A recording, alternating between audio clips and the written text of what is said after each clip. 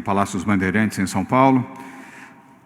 Antes de anunciar as pessoas que estão aqui ao meu lado, eu queria agradecer os jornalistas que estão aqui presentes, os que estão remotamente acompanhando essa coletiva. Estendo agradecimento também aos cinegrafistas e fotógrafos que aqui estão e os demais profissionais que dão apoio técnico às equipes que estão aqui neste momento. Agradecer também, enfatizar o agradecimento à transmissão ao vivo da TV Cultura, da Rede Brasil, da TV UOL, da TV e Rádio Jovem Pan e também da TV Alesp, que transmitem essa coletiva na íntegra. E os demais veículos que fazem flashes e matérias desta coletiva, a TV Globo, a Globo News, a TV Record, a Record News, a CNN, o SBT, a Rede TV, TV Gazeta, a TV Bandeirantes e Band News, e a Rádio Bandeirantes e a Rádio Band News igualmente. A todos, mais uma vez, muito obrigado. Na coletiva de hoje, nós temos o Rodrigo Garcia, vice-governador e secretário de Governo do Estado de São Paulo, aqui ao meu lado, José Henrique German, secretário estadual de Saúde, Patrícia Ellen, secretária de Desenvolvimento Econômico, Alexandre Baldi, secretário de Transportes Metropolitanos, Marco Vignoli, secretário de Desenvolvimento Regional, e Dimas Covas, presidente do Instituto Butantan e também coordenador do Comitê de Saúde, o Centro de Contingência do Covid-19. Acompanhando essa coletiva e à disposição, se tiverem que responder perguntas, estão o secretário de Transportes e Logística, João Otaviano, secretário de Segurança Pública, General Campos, secretária de Desenvolvimento Social, Célia Parnes, secretário de Turismo, Vinícius Lumertz e secretário de Comunicação, Kleber Mata. A todos, obrigado também pela presença. As mensagens de hoje, antes dos informes, sobre o decreto presidencial relativo a academias de ginástica e salões de beleza. Aqui em São Paulo, o governo respeita e ouve o seu secretário da Saúde, respeita e ouve o seu Comitê de Saúde. O Comitê de Saúde e o secretário da Saúde do Estado de São Paulo nos indicam que ainda não temos condições sanitárias seguras para autorizar a abertura de academias, salões de beleza e barbearias neste momento. Nós respeitamos todos os profissionais que atuam em academias, que atuam em institutos de beleza, assim como em cabeleireiros, barbearias, manicures, profissionais que merecem todo o respeito, mas o nosso maior respeito por esses profissionais é garantir a sua vida, a sua existência e a sua saúde. Nós temos um comitê econômico, coordenado pela Patrícia Ellen, secretária de Desenvolvimento Econômico, que aqui está, pelo Rodrigo Garcia, secretário de Governo e vice-governador, e também pelo nosso secretário da Fazenda, Henrique Meirelles, e um conselho de economistas, sob a coordenação da economista Ana Carla Costa, e composto também pelos economistas Pércio Arida, Eduardo Haddad e Alexandre Schwartzman. Este grupo, juntamente com o Conselho de Prefeitos, são 16 prefeitos que comandam sedes de regiões administrativas, tem trabalhado na elaboração de protocolos, todos eles, para todos os setores da economia, para uma nova etapa da quarentena, depois da atual quarentena, que se encerra no dia 31 de maio. Até o dia 31 de maio, nenhuma modificação será feita na quarentena de São Paulo, e isso é válido para todo o estado de São Paulo, inclusive os municípios. Essa é a orientação do governo, e com diálogo, com entendimento, com bom senso e principalmente com respeito à saúde, vamos elaborar os protocolos para a segunda etapa depois desta quarentena. Quero mencionar também a minha solidariedade ao governador do estado do Rio de Janeiro, Wilson Witzel, que foi covardemente ofendido pelo presidente da República num vídeo que foi divulgado ontem pela Polícia Federal. Não me parece que agressões, xingamentos, ofensas possam construir diálogo e respeito. Ofender governadores de Estado, ofender prefeitos, ofender pessoas não trará nenhuma contribuição para o enfrentamento desta pandemia, para o bom senso, o equilíbrio e a paz no nosso país. Como governador do Estado de São Paulo, defendo o respeito, o diálogo e o entendimento. Governar é muito mais do que uma histeria, promover brigas, estimular brigas, dissidências, fazer xingamentos e ofensas. Governar é ter controle, equilíbrio, capacidade de dialogar, compreender o contraditório e liderar. Liderar o seu país, liderar o seu povo para a vida, para a existência e para a proteção, sobretudo dos mais pobres e dos mais humildes. Não há mágica para combater o coronavírus, nem mágica para salvar a economia. Há trabalho, há dedicação, há diálogo, compreensão e, volto a dizer, respeito. São Paulo não quer o conflito, São Paulo quer o diálogo. São Paulo quer atitudes para resolver problemas. Não serão com bravatas e ofensas que vamos encontrar caminhos para ajudar milhões de brasileiros a salvarem as suas vidas, a protegerem as vidas dos seus familiares e dos seus amigos. Nós vivemos na fase mais crítica da história do Brasil dos últimos 100 anos. Mais do que nunca, eu repito, precisamos de união, de entendimento e de diálogo. E tudo que não precisamos é de ofensas, agressões e brigas.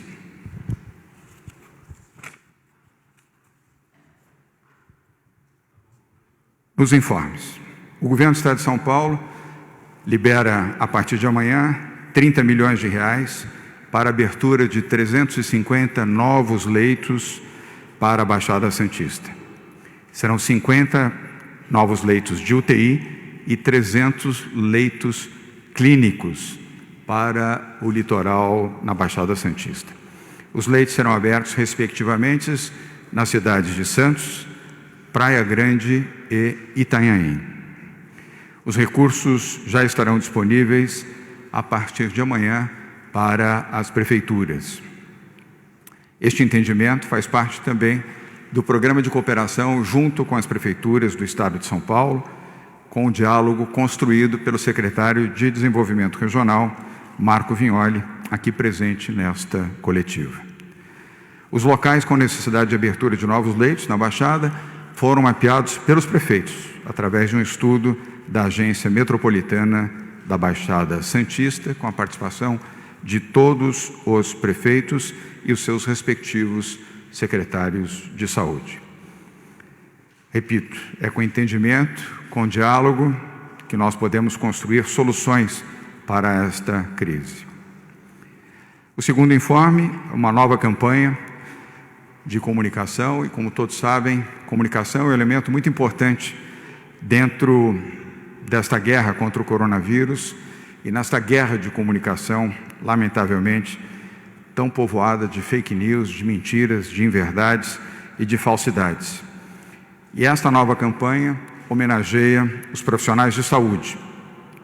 A campanha começa hoje a ser veiculada e seguirá pelas 2 próximas semanas para mostrar como atuam homens e mulheres, como médicos, paramédicos, enfermeiros, salvando vidas. Estes são os pilares da saúde pública e da saúde privada. Médicos, enfermeiros, socorristas e outros profissionais que atuam diariamente sacrificando suas vidas, ficando distantes de suas famílias e expondo sua saúde para proteger a sua saúde, a saúde da sua família, a saúde dos seus amigos, a saúde de brasileiros. A estes profissionais da saúde, o nosso respeito. Aqui nunca ofendemos e nunca faremos qualquer ofensa a um profissional de saúde. Ao contrário, homenageamos, respeitamos e consideramos o trabalho heróico dos profissionais de saúde, sejam os que estão em São Paulo ou em qualquer outra parte do Brasil. Os profissionais de saúde vão contar sempre com o irrestrito apoio do governo de São Paulo. Feitas essas informações e considerações, nós vamos agora às informações da saúde e os números de hoje com o secretário José Henrique Germann. Germann. Obrigado, governador. Boa tarde a todos.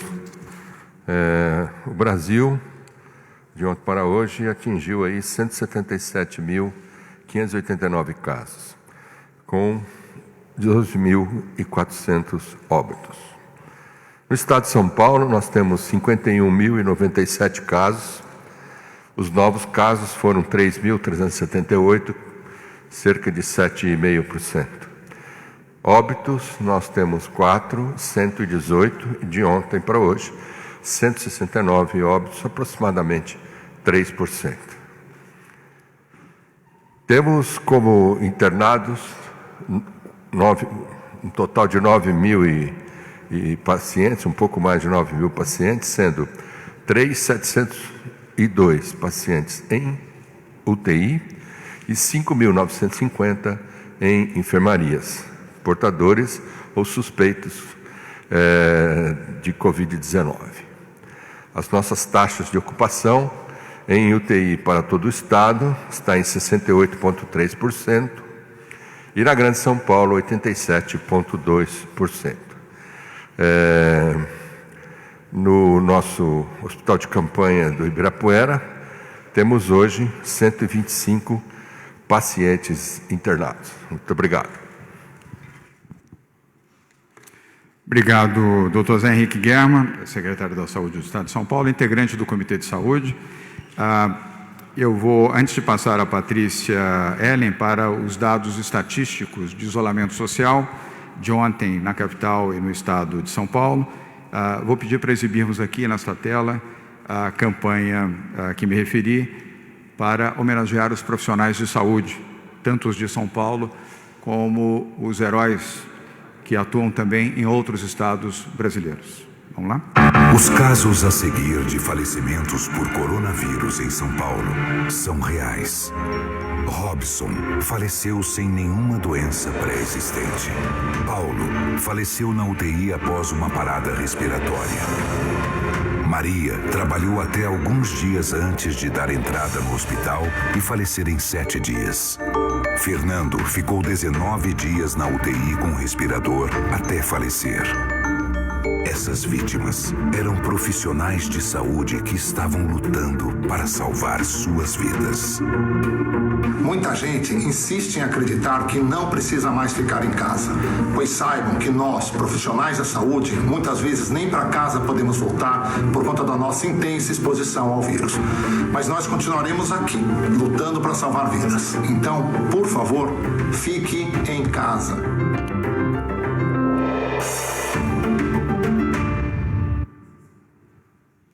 Obrigado. Vamos agora a Patrícia Ellen para o Sistema de Monitoramento Inteligente. Patrícia, os dados de ontem na capital de São Paulo e no interior de São Paulo. Muito obrigada, governador. Bom, muito triste passar as informações de isolamento depois desse pedido tão contundente aqui dos médicos, né, que têm sido vítimas também dessa doença tão avassaladora, para que fiquemos em casa, porque as nossas informações de isolamento de ontem não são boas.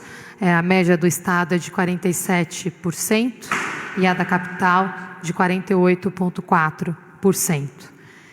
Estamos monitorando esses dados diariamente e também trabalhando em conjunto com as operadoras, com as empresas também de tecnologia e georreferenciamento, para que esses dados possam ser cada vez mais completos, com uma representação maior da nossa população. Mas, com isso, finalizo aqui minha contribuição de hoje, governador. Muito obrigada. Obrigado, Patrícia Ellen. Nós hoje vamos direto para as perguntas.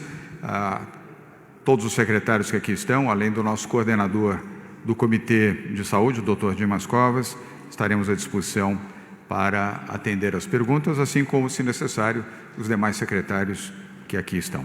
Vamos começar presencialmente com a Marcela Raal, da CNN. Marcela, bom dia, ou melhor, boa tarde. Obrigado pela sua presença. Sua pergunta, por favor. Obrigada, boa tarde a todos. Bom, as taxas de isolamento social continuam abaixo do mínimo indicado por vocês, que é de 55%. Mesmo com a adoção da medida de rodízio ampliado pela Prefeitura na capital, essa taxa continua abaixo. Vocês já falaram bastante sobre os critérios para flexibilização. Queria saber quais são os critérios de endurecimento, se já tem algum tipo de critério nesse sentido. Obrigada. Obrigado, Marcelo. Vou dividir a resposta com a saúde e com a economia, as duas ciências, com o Dr. Dimas Covas e com a Patrícia Ellen. Volto a mencionar, Marcela, que nós temos um monitoramento diário feito pela saúde, um monitoramento inteligente também diário do Estado de São Paulo, por região, por cidade, e o monitoramento, obviamente, aqui da capital de São Paulo e da região metropolitana. Da mesma maneira, um monitoramento que informa o número de leitos ocupados no atendimento básico e os leitos de UTI também. As informações são compartilhadas aqui, como acabou de fazer o secretário José Henrique Guerman. E também o mapa de penetração do vírus em outras regiões, além da região metropolitana de São Paulo. Tudo isso é levado em conta para as decisões futuras, de um futuro próximo, ao término desta quarentena. E, obviamente, para o monitoramento de saúde durante esta quarentena. Repito que o que falei na última segunda-feira, não está descartado o lockdown em São Paulo, na capital de São Paulo, ou em outras cidades aqui do estado de São Paulo. Mas, neste momento, não há essa expectativa. De imediato, não, mas é uma alternativa que poderá ser aplicada se esta necessidade for recomendada pelo setor de saúde. E já que estamos falando em saúde, passo a palavra ao Dr. Dimas Covas, coordenador do Comitê de Saúde Covid-19. Dr. Dimas. Obrigado. Marcela, existem critérios internacionais. Quer dizer, o primeiro critério é a taxa de ocupação dos leitos de UTI. Quer dizer, quando essa taxa ultrapassa 90%, acende-se a bandeira amarela, liga-se a luz amarela. Chegando a 100%, quer dizer, a capacidade máxima, o sistema começa a entrar em crise. Então, essa é a primeira variável importante. A segunda variável importante é a taxa de transmissão. Quer dizer, eu já abordei isso em outras coletivas, quer dizer, a capacidade de um indivíduo, né, infectado transmitir para outros indivíduos. Quando essa taxa é superior a 1, a infecção vai progredir, a pandemia vai progredir.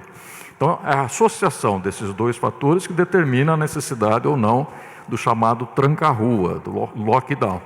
Quer dizer, nós estamos com próximo de 90% de ocupação dos leitos e a taxa de transmissão é superior a 1. Então, em princípio, nós estamos aí reunindo os critérios, aqui na região metropolitana, principalmente, para começar a considerar essa possibilidade. Ela tem que ser considerada, sim, se não ocorrer uma inflexão, tanto na taxa de isolamento, como também no aumento do número de leitos. O número de leitos está aumentando, está sendo colocado em funcionamento mais leitos, e a única variável que a gente poderia nesse momento influenciar é exatamente a taxa de isolamento. Quer dizer, se a população entender que isso é importante, nós podemos ter um reflexo daqui 15, 20 dias, e aí afasta-se de vez a possibilidade do tranca-rua.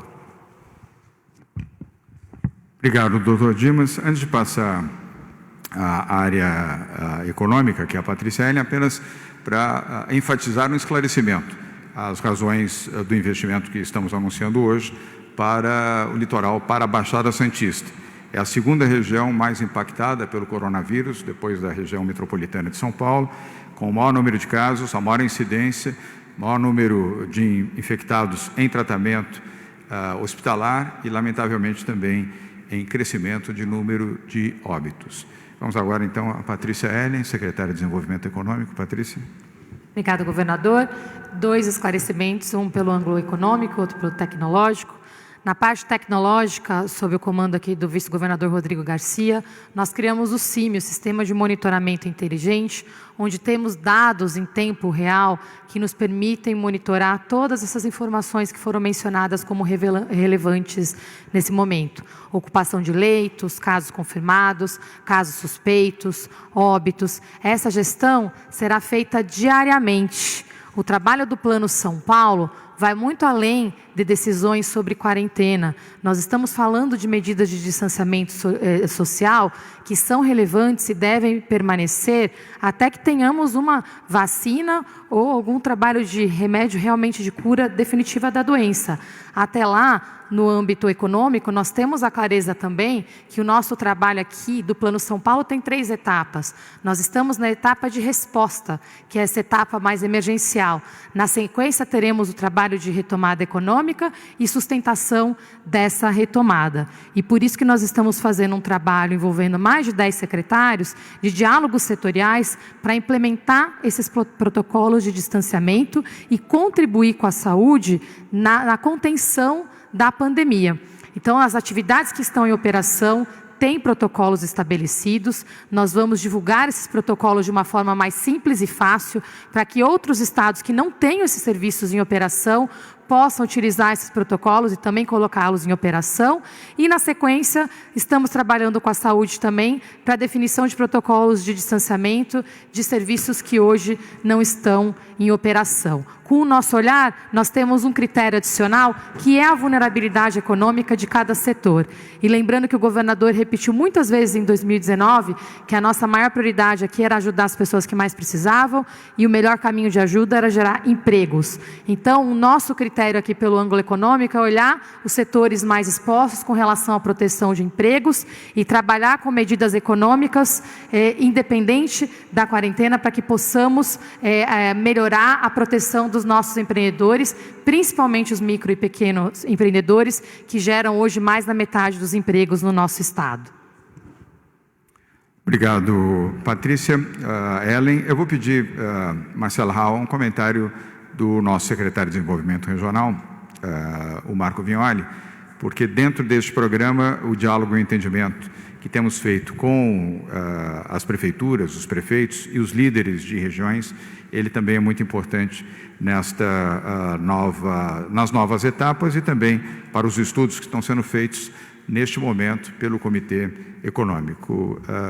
Por favor, Marco Vignoli. Muito bem, governador.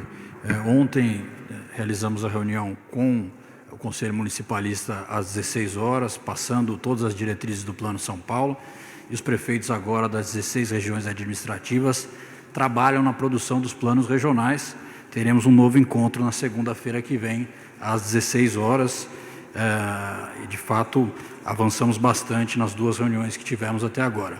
Sobre a Baixada Santista, é importante registrar alguns números. A Baixada, como disse o governador João Dória, é a 2ª região mais impactada do estado de São Paulo, seja em números absolutos de óbitos, seja em números absolutos de casos, com um crescimento superior a 68% nesses dias que passamos de maio. Portanto, uma preocupação grande, um alerta que nós estamos dando ao longo das últimas 2 semanas sobre esse crescimento na Baixada Santista. Está aqui com a gente hoje o prefeito Paulo Alexandre, presidente do Conselho dos Prefeitos da Baixada Santista, e o governo do estado hoje faz esses investimentos baseado em um estudo epidemiológico feito pela Agência Metropolitana da Baixada e pelo Conselho dos Prefeitos, e também pelo número de casos crescentes lá na Baixada Santista. É importante registrar, além disso, governador, a necessidade do reforço no isolamento social e também na utilização de máscaras na Baixada Santista. Nós estamos melhorando a taxa de ocupação de leitos com esses novos leitos na Baixada, mas a preocupação cresce. Teremos um maio de crescimento agudo ainda em toda a Baixada Santista. Obrigado, Marco Vignoli, secretário de Desenvolvimento Regional. A Marcela Raul, da CNN, obrigado pela sua pergunta.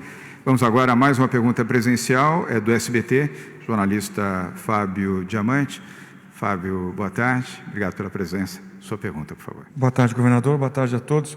Governador, a minha pergunta é sobre a compra dos respiradores pelo Estado. Houve um atraso e aí o governo ficou de divulgar um cronograma da chegada dos respiradores, que são essenciais. Queria saber qual é esse cronograma, se já é um problema resolvido. Esses leitos que o senhor anunciou para a Baixada, os respiradores já estão garantidos, já estão comprados, ou o senhor depende ainda da chegada do equipamento? Obrigado. Obrigado, Fábio Diamante, pelas duas perguntas. Uma está conectada à outra. Vou pedir ao nosso secretário de Governo e vice-governador Rodrigo Garcia, que tem coordenado esse programa de aquisição de respiradores, assim como de outros equipamentos, para atender a sua pergunta. Rodrigo. Bom dia, governador. Bom dia a todos. No fundo, Fábio, quando você realiza uma compra pública, né, você assina um contrato de expectativa. Se a expectativa não é confirmada, você denuncia ou repactua. Todas as compras de respiradores de São Paulo, seja da indústria nacional, quando foi possível fazer, nós fizemos uma compra no início do mês de março, que agora começa a ser entregue por uma empresa paulista, né? Elas levam em consideração a lógica principal do tempo de entrega. Então, a Secretaria da Saúde manteve as compras daquelas entregas que estão no tempo necessário para a epidemia em São Paulo. Então, nós temos hoje 3 compras realizadas. Uma de uma indústria nacional, feita no início da epidemia, que as entregas estão programadas ainda no mês de maio, junho e julho. Já chegaram lotes de respiradores e eles estão sendo imediatamente colocados em uso. No final de semana, por exemplo, 20 novos respiradores só aqui para a capital, né? Uma outra compra da China, via Estados Unidos, que foi repactuada de 3.000 respiradores para 1.280, porque é a capacidade de entrega da indústria até a primeira semana de junho, né? Então nós ficamos com aquilo que era necessário no tempo da epidemia de São Paulo. Então a compra inicial de 3.000 foi repactuada para 1.280, que serão todos entregues até a primeira semana de junho. E uma outra compra feita também de respirador chinês via Londres, de 1.000 respiradores. Então a compra de São Paulo, total, da indústria nacional, via Estados Unidos e via Londres, da indústria chinesa, completa agora 2.530 respiradores, dos quais 1.150 entregues em São Paulo até o dia 20 de maio. Então a nossa expectativa é que na semana que vem a Secretaria da Saúde já tem 1.300 leitos prontos para receber os respiradores. Esses 1.150 das 3 compras que estão sendo entregues semanalmente, eles concluem a entrega até o dia 19, a partir do dia 20, então mais 1.150 respiradores nesses leitos, né? Então, de maneira resumida, 2.530 adquiridos, né, com a previsão de 40 entregues no primeiro lote e 1.150 até o dia 20 de maio. E o restante até a primeira semana de junho. Vou apenas completar, Rodrigo, a informação ao Fábio Diamante, que, lembrando que nós solicitamos 200 respiradores ao Ministério da Saúde, ao ministro Nelson Taix. Ontem voltei a falar com ele ao telefone, solicitando o atendimento a esta solicitação feita, credenciamento de leitos, EPIs e também 200 respiradores. O ministro ainda não nos deu a posição final de entrega desses equipamentos. Na área de leitos, isso já avançou. Nós temos, qual é o número, Guerra, de leitos já liberados pelo governo federal? Ok. Nós solicitamos 1.800 habilitações, 2.800 habilitações, e ainda, agora sexta-feira, saem mais 500, e aí fica faltando 700 habilitações. Ok. Para que a informação seja completa em relação ao Ministério da Saúde. Rodrigo? Preciso completar, governador, 2 informações, né? Lembrando que essa aquisição, então, consolidada até agora de 2.530, se soma a 1.880 leitos que já estão disponíveis com respiradores. Esses leitos da Baixada, os 50 autorizados de UTI, já têm os respiradores, então faz parte, enfim, da expansão dos leitos já com os respiradores, e eles estão autorizados a partir de agora. Governador. Ok. Obrigado, Rodrigo Garcia. Fábio Diamante, obrigado pelas perguntas. Vamos agora à terceira, também é presencial, da TV Bandeirantes, TV Band News, jornalista Isabel Mega. Isabel, obrigado pela sua presença. Boa tarde. Sua pergunta, por favor. Boa tarde, governador. Boa tarde a todos presentes. Governador, a gente esperava uma presença do prefeito Bruno Covas, mas na ausência dele, eu queria uma avaliação do governo estadual sobre a implementação do rodízio na capital São Paulo. A gente está, desde a segunda, vendo cenas do transporte coletivo com muita aglomeração. Houve um aumento da procura pelos ônibus, pelos trens da CPTM, pelos metrôs. Isso está gerando um efeito contrário do que se esperava das pessoas ficarem em casa. Então, queria uma avaliação de vocês sobre a implementação, se é aconselhável pelo governo do Estado, a Prefeitura de São Paulo, rever essa medida, até porque os dados que a gente teve acesso agora de isolamento comprovam que a gente continua numa taxa que ainda não é satisfatória. É isso. Isabel, obrigado pela pergunta. Obviamente que ela deve ser dirigida ao prefeito Bruno Covas, que creio que amanhã tem uma coletiva de imprensa onde tratará também deste assunto. O nosso entendimento é que tudo deve ser avaliado permanentemente. Nenhuma decisão, sobretudo de logística e transporte, deve ser definitiva se houver circunstâncias que obriguem e motivem a avaliação e, eventualmente, mudanças, se necessário for. Eu prefiro que o próprio prefeito se manifeste. Ele tem repetidas vezes dito que não tem compromisso com eu, tem compromisso com o acerto, com medidas que sejam protetivas, adequadas e corretas, e tem agido desta forma. Eu queria registrar, juntamente com o seu secretário municipal de transportes, e a nossa relação de confiança com o prefeito Bruno Covas segue mantida, intacta, e eu tenho certeza que ele e o Edson Caran, que é o secretário municipal de transportes, poderão amanhã fazer uma avaliação completa deste novo modelo de rodízio, não só pela diminuição de veículos nas ruas, como também a capacidade do sistema público de transporte sobre pneus, ônibus e trilhos, trens e metrô, na absorção destas pessoas que deixaram de utilizar os seus automóveis dentro de um programa de afastamento social que não agrave nestes contatos qualquer perspectiva de piora na contaminação. Creio que amanhã é uma boa oportunidade de vocês indagarem ao prefeito e ao secretário Edson Caran. Bem, vamos à próxima pergunta. Ela é uma pergunta também presencial, é da TV Cultura, jornalista Maria Manso. Maria passou baixinho ali em voo raso para não passar na frente das câmeras. Maria, boa tarde. Sua pergunta, por favor. Boa tarde. A primeira pergunta é meio óbvia, porque que hoje, pela primeira vez, vocês mantiveram as máscaras também durante a entrevista coletiva. A outra é um complemento sobre o decreto presidencial de salões de beleza e academias de ginástica.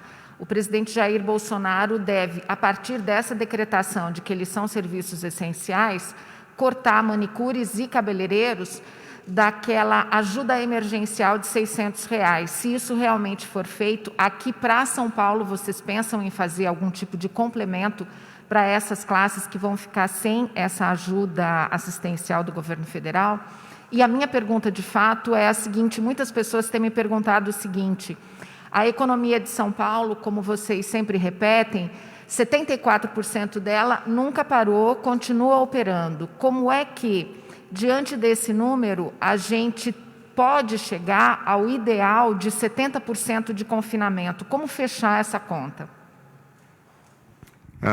Vou dividir com a saúde as respostas às suas três questões. Primeiro, em relação a máscaras, foi uma recomendação do Comitê de Saúde para uma demonstração ainda mais forte por parte do governo, para que todas as pessoas usem máscaras e sigam a recomendação de estarem protegidas. Tecnicamente, não haveria necessidade, nós estamos num ambiente ventilado, há uma distância regulamentar entre aqueles que estão participando da coletiva. Todos nós, até ontem ou até segunda-feira, chegamos às coletivas vestindo máscaras, retiramos e depois, ao término, recolocamos as máscaras. Mas, para dar sempre um exemplo ainda mais incisivo, a orientação do Comitê de Saúde foi para que usássemos as máscaras, e é exatamente o que nós estamos fazendo. Como sempre aqui, nós não brigamos com a ciência e não duvidamos da ciência. Nós seguimos a orientação da ciência.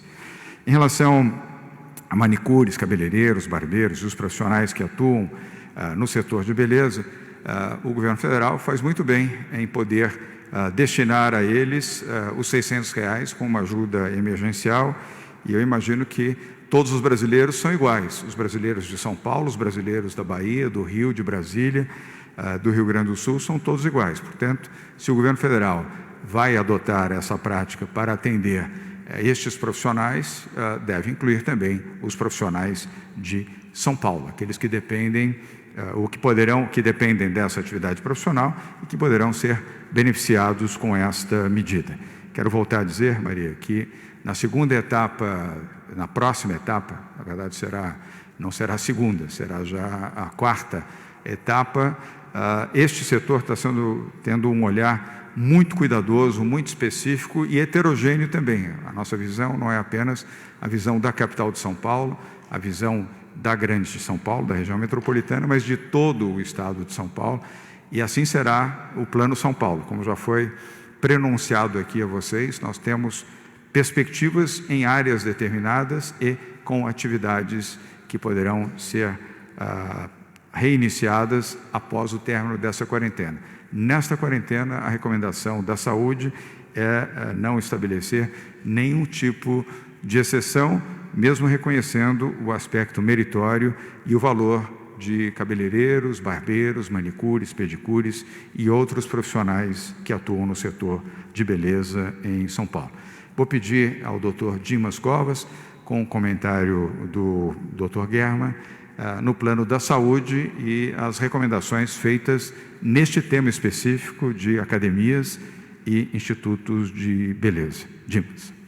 Bem, Maria, com relação às academias, é importante nós considerarmos que a transmissão do vírus ela se dá por secreções respiratórias, por gotículas eliminadas, né? Essa é uma fonte importante de contaminação, e outra pela autoinoculação, quer dizer, a pessoa entra em contato com uma superfície contaminada e depois se autocontamina, colocando a mão na boca, no olho, enfim, no nariz. Então, veja, dentro da questão da academia, quer dizer, primeiro, que é um local onde as secreções são abundantes, né? Outro ponto, quer dizer, quem faz exercício físico de máscara, né, é muito difícil, é muito complicado respirar, e ali umedece aquela máscara muito rapidamente, né? Então, deteriora a qualidade da proteção da máscara. E segundo, terceiro, melhor, para você higienizar esse ambiente, ele teria que ser feito a cada uso, quer dizer, você teria que higienizar todo o ambiente. Então é muito complicado isso do ponto de vista sanitário, você garantir que ali não é um ambiente propício à contaminação. Segundo, salões de beleza. Quer dizer, o contato físico entre o cuidador e a pessoa é muito próximo. Quer dizer, ela vai manipular a pessoa, ela vai tocar no rosto da pessoa, vai tocar nos cabelos da pessoa, né? Então, veja, do ponto de vista de controle da infecção, são situações de risco, né? E você justificar a abolição disso ante outras situações de risco, do ponto de vista sanitário, não tem, vamos dizer assim, não tem apoio científico nenhum. Maria e todos, em relação a essas considerações que o Dr. Dimas colocou a respeito da proximidade, da destruição do poder da máscara com a umidade, enfim, as questões ambientais e tudo mais, não se caracteriza numa opinião minha ou dele. Isso nós consultamos a Vigilância Sanitária do Estado, que deu sua nota técnica, que se juntou à nota técnica do Comitê de Saúde, do qual fazemos parte, e, nesse sentido, o senhor governador tem uma nota técnica que foi estabelecida em todo este âmbito e que recomenda que não se deve mudar isto até o final da quarentena.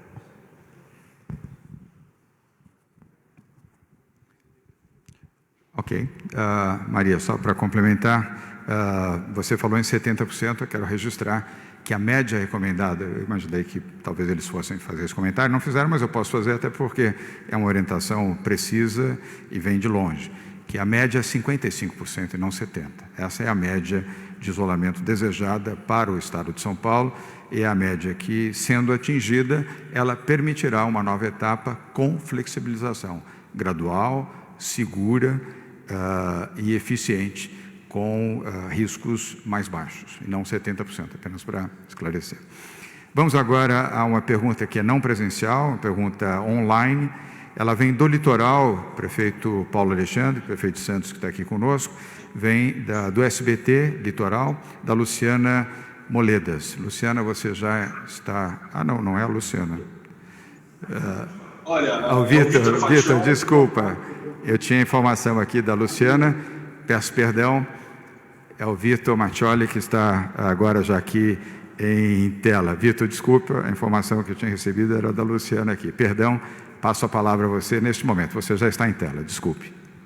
Sem problema algum, governador. Obrigado, boa tarde a todos, aos demais presentes aí nessa coletiva de imprensa. A minha pergunta é relacionada à nossa área de abrangência, da VTV-SBT, todo o litoral de São Paulo e também a região de Campinas. Você já anunciou novos leitos, aí, a abertura, inclusive, um aporte para que o litoral consiga aumentar esse número de capacidade. Agora, também relacionado à região de Campinas, quais novidades você pode trazer para o povo campineiro e toda a região metropolitana?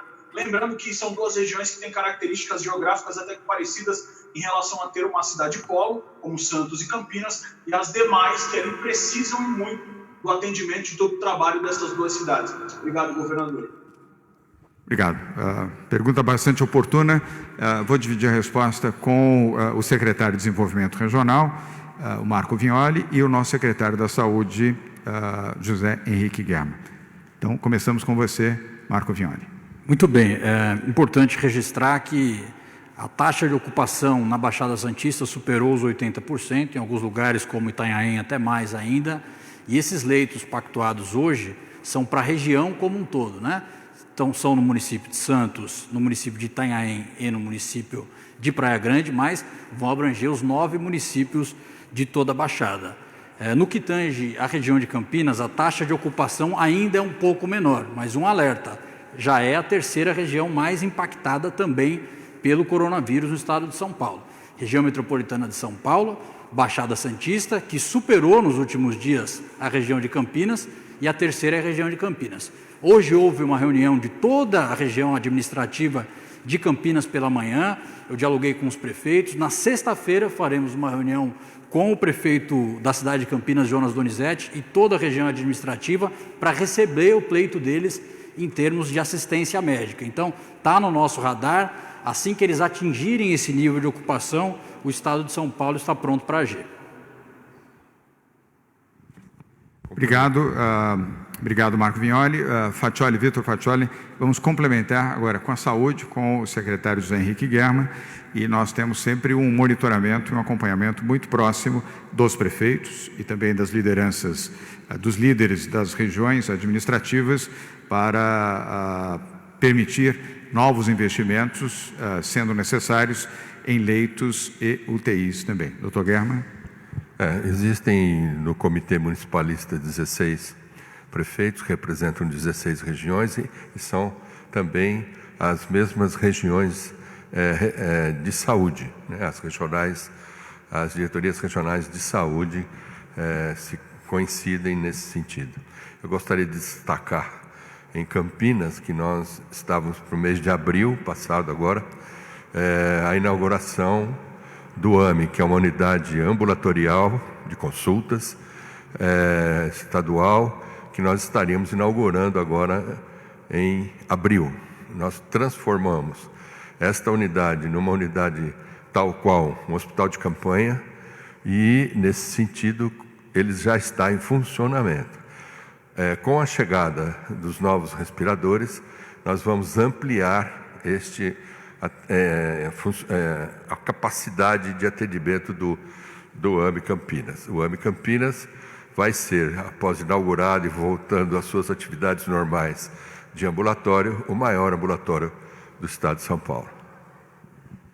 Obrigado, secretários Henrique Guerra, Vitor Faccioli, aproveitando o prefeito de Santos está aqui presente conosco, o Paulo Alexandre, a quem dou meu abraço aqui, mesmo à distância, como é o protocolo correto. Um abraço também para o Jonas Donizete, prefeito de Campinas, e para você também, Vitor Faccioli, o nosso abraço.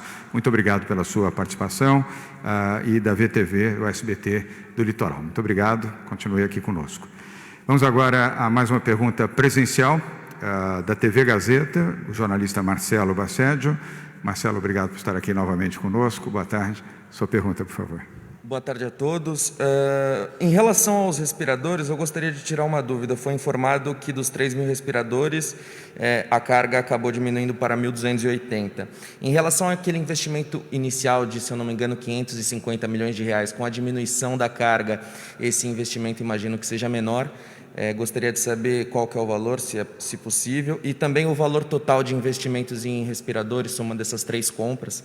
E em relação à flexibilização da quarentena, a Alemanha e outros países reabriram gradualmente o comércio nesta semana e nas últimas 24 horas foram registrados mais de 900 casos do novo coronavírus na Alemanha.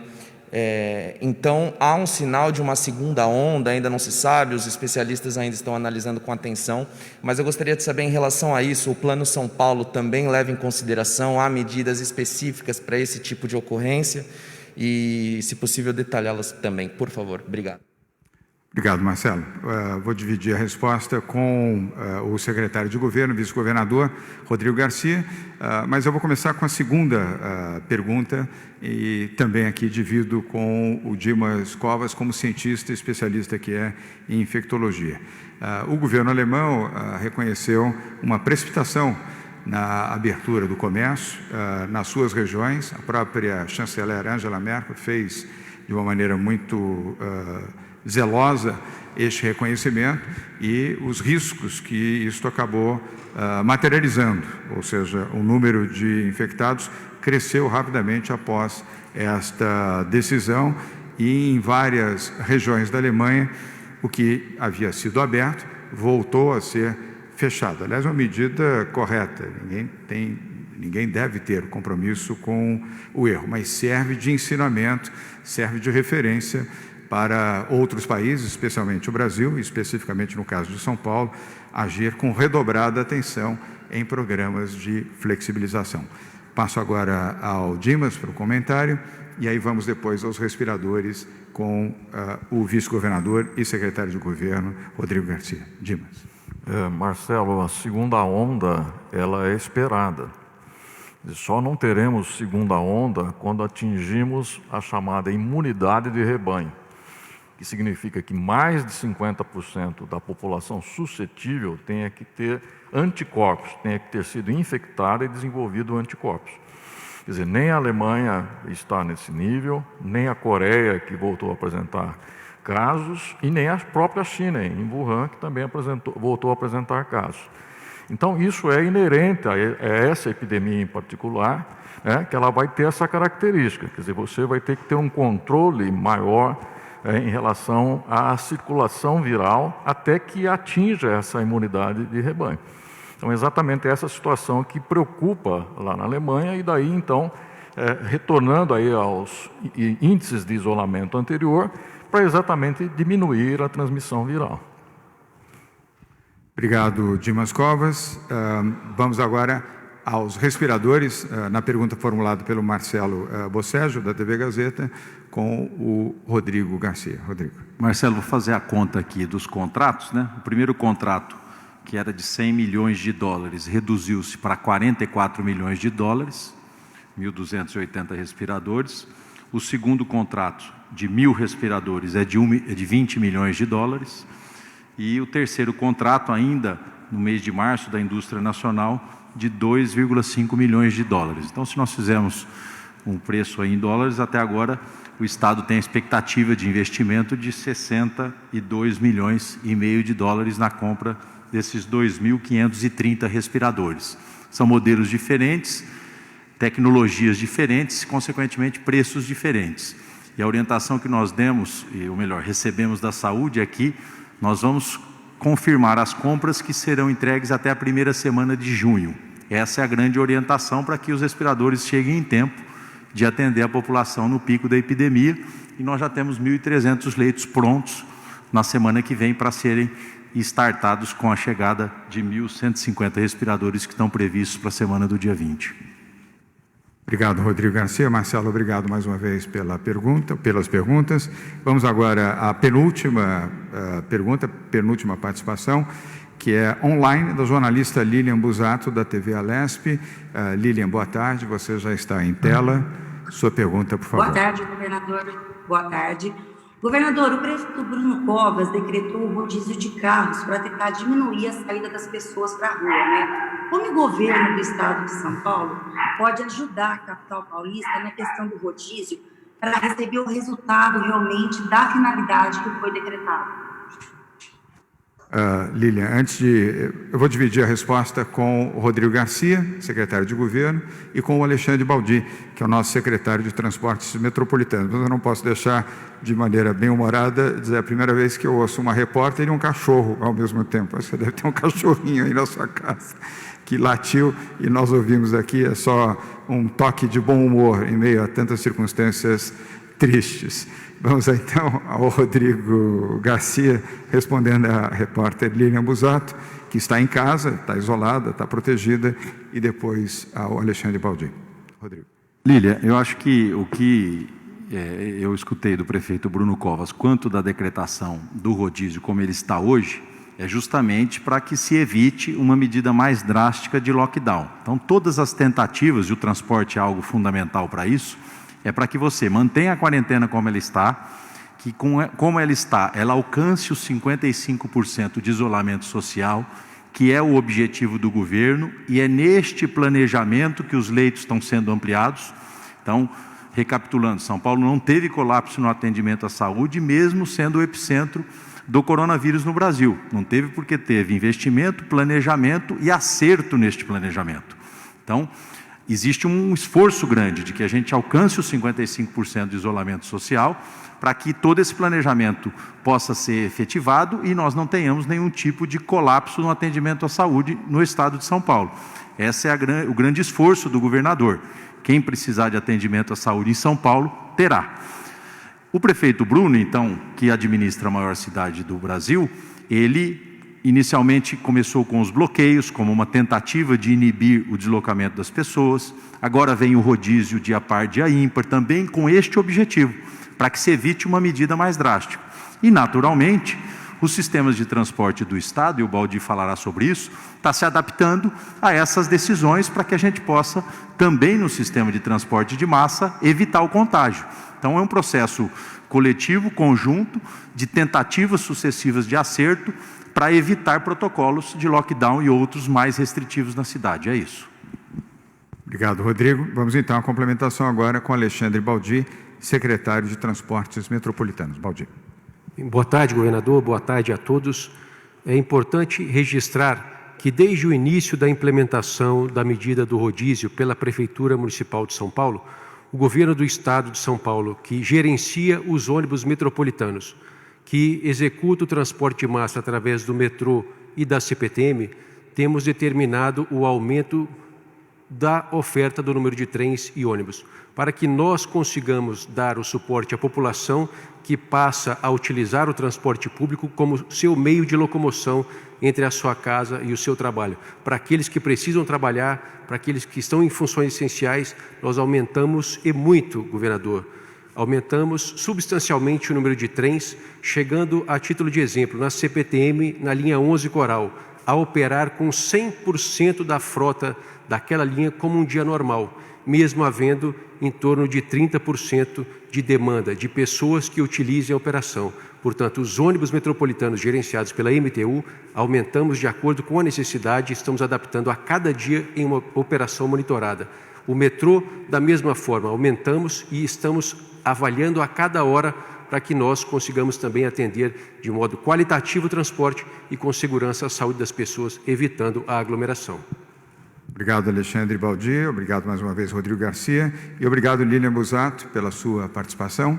Continue aqui conosco. Vamos agora à última pergunta, é presencial, é da TV Globo, Globo News, com o jornalista Guilherme Balsa. Guilherme, obrigado pela sua presença mais uma vez. Sua pergunta, por favor.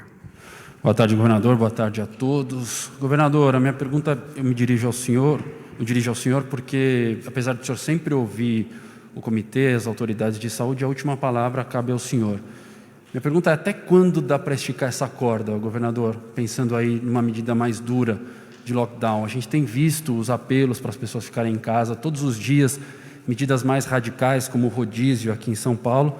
No entanto, a taxa não aumenta, está muito longe desse patamar mínimo de 55%. Né? E a gente percebe que nessa pandemia, os efeitos de uma ação tomada hoje, eles vão ser percebidos só nos hospitais daqui a 2 semanas. Então, até quando dá para esticar essa corda? O Estado não está correndo um risco muito grande ao não adotar uma medida mais radical, um lockdown. A gente passou os últimos dias pedindo um percentual de lotação de UTIs, que ia ligar o sinal de alerta. Hoje, o Dr. Dimas falou em 90%. Então, eu queria saber até onde dá para ir do jeito que está. E eu também queria saber se o senhor está seguro que a gente aqui em São Paulo não vai ver as cenas que a gente viu em Manaus nos últimos dias. Guilherme, primeiro, a nossa segurança é o Comitê de Saúde. Aqui não tem o que o governador acha, nem a decisão do governador. Tem a homologação do governador. Quem decide é o Comitê de Saúde, desde o início. Todas as decisões de saúde, todas as decisões de quarentena, formato, aquisição de leitos, aquisição de equipamentos, EPIs, medicamentos, estruturação da saúde pública no Estado de São Paulo, vem de orientação da área da saúde, e é essa área que determina e determinará todos os nossos passos a serem tomados. Determinou até aqui e continuará a determinar. Não há decisão final do governador, há apenas a homologação. Quem decide é o Comitê de Saúde. Eu quero apenas lembrar que a taxa de isolamento não é o único índice utilizado para avaliação. A taxa de ocupação de leitos e de leitos de UTI também é muito importante, e isso está sendo devidamente administrado pelo Comitê de Saúde e pela Secretaria de Saúde do Estado de São Paulo. E, óbvio, eu vou compartilhar com a saúde a resposta, mas, por óbvio, nós esperamos não ter aqui nenhuma circunstância de colapso, mas nós temos que compreender que a administração de uma pandemia como essa é algo absolutamente novo, inédito, não só no Brasil, como em outros 212 países do mundo. As circunstâncias, todos preparam-se para que não aconteçam circunstâncias mais extremas e possamos minimizar o número de pessoas infectadas e o número de pessoas a óbito. E nós fizemos isso aqui em São Paulo. Eu queria voltar a mencionar que, graças à quarentena aqui no Estado de São Paulo, nós preservamos 25 mil vidas. Essa é a contabilidade neste momento, é a contabilidade da ciência.